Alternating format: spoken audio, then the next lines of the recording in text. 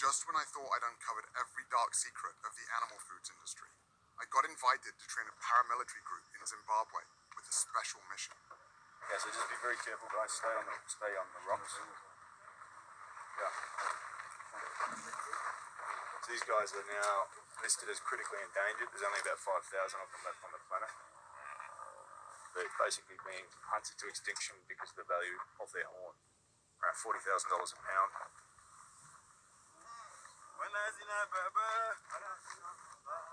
Damien Manda is a retired special operations sniper who completed 12 tours of duty in Iraq. He's also the founder of the International Anti-Poaching Foundation. Poacher maybe have an axe or a knife, so trying to disarm them. Yeah. So, he's going to thrust with the knife. Here. We are the SEAL Team 6 of conservation. We're the guys that go in and stop the hemorrhaging. Okay. Yeah, I'll stick to my AK-47. Yeah. Stick to that. I lived every young boy's dream. Jumping out of choppers, blowing shit up, stuff that most kids can only dream of doing on a PlayStation. I came to Africa because I was looking for the next 6 months adventure. I saw a bull elephant that had its face cut off. Tusks that had been taken. The whole elephant sitting there dead because some guy wants to have a tusk on his desk. What sort of ambush is this called? Linear ambush. I had money and I had skills that could help these rangers. Using the minimum amount of force required to get the job done. And I made the choice to dedicate my life to helping these guys protect these animals.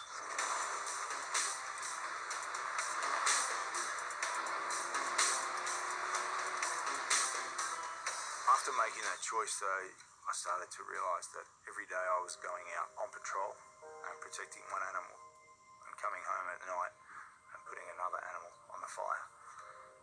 And I knew I was full of shit. I created this flexible morality that was convenient for me, because if you don't eat meat, you're some sort of vegan that shrivels up into a string bean. In my mind, I justified it. There's enough cows on the planet, they're not going to go extinct. But the longer I thought about it, the more I started to accept what I already knew. The easiest way to protect other animals is just not to put them in your mouth. This whole fantasy that we need meat to get our protein, it's actually bullshit. I mean, look at a gorilla. A gorilla will fuck you up in 2 seconds. What does a gorilla eat? I just do the same things as these big grey things out here that we try to protect, elephant and rhino. I just stick to plants.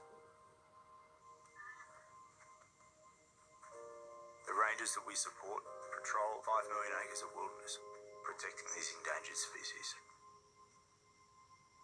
But the actual biggest threat we have is the meat industry and the land that they are continually taking away from what we have left of these natural wilderness areas.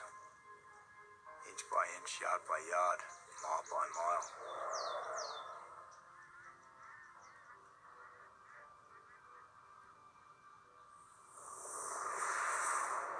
About 3/4 of all the agricultural land in the world is used for livestock production, and it imposes a huge cost on biodiversity.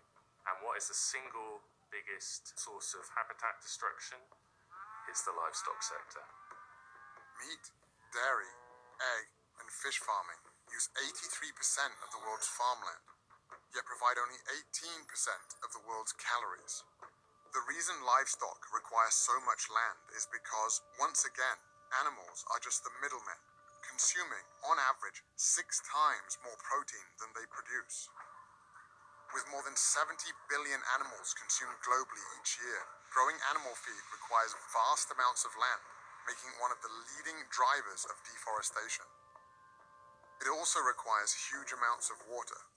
Meat plays a disproportionately large role in causing this overuse of fresh water. 25% of the rivers in the world no longer reach the ocean because we're taking out so much water to produce animal feed. Water has been fed into the grain that's been fed to the cattle. The cattle's being made into beef. One hamburger is 2,400 litres of embedded water. That's a heck of a lot of water. All told, More than a quarter of humanity's fresh water consumption goes to produce animal foods. And it's not just water depletion that's an issue, it's also water pollution.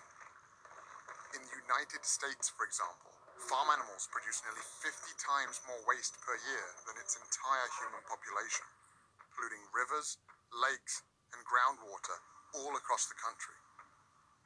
The livestock sector is responsible for 15% of global man-made emissions. So to put that in perspective, that's about the same as all the emissions from all the forms of transport in the world, all the planes, trains, cars, vans, and ships, all added up.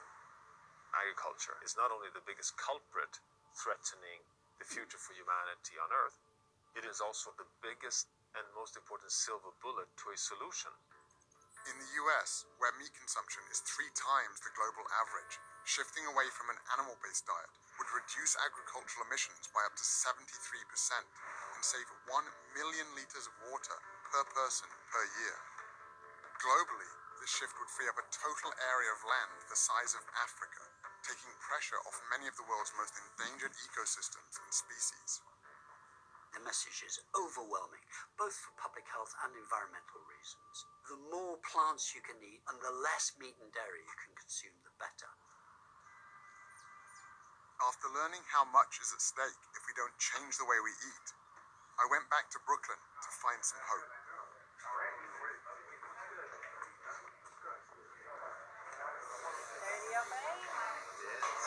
Did you do it right the whole 7 days? Yeah, the entire time. You did? Yeah. Good for you. After eating a meal, I didn't feel like, oh, I gotta go find a couch to sit on or lay down, like that. I actually felt energized and Right. I could jump on the bicycle or go on the treadmill or something. Or fight a fire.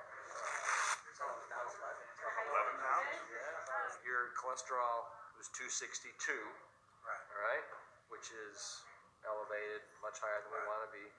Today, 176. Wow. Almost 100 points, huh? That's fantastic. Thank you.